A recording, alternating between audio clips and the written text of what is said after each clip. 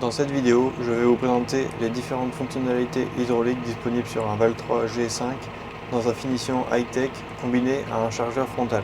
Tout d'abord, vous pouvez piloter ici mécaniquement les 3 distributeurs arrière du tracteur et vous avez la possibilité à l'arrière de régler en débit le distributeur numéro 2.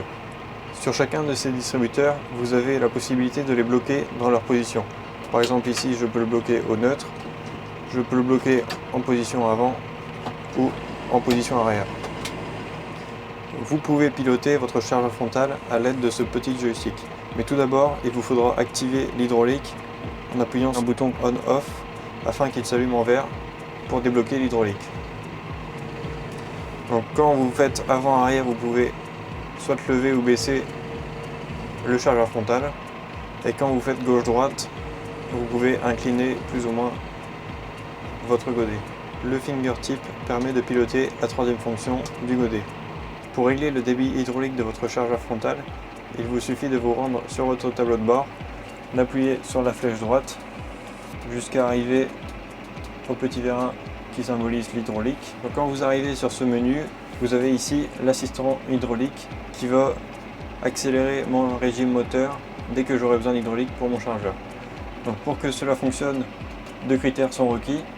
Il faut que vous ayez mis ici en on et il faut que votre transmission soit ici en auto 1. Donc là maintenant, dès que je vais jouer avec mon chargeur, le tracteur va s'accélérer automatiquement. Donc ici en dessous, vous avez les réglages de débit hydraulique pour la montée-descente ou pour l'inclinaison de mon godet. Donc là par exemple, je veux en plus 80% et en moins je voudrais 50%.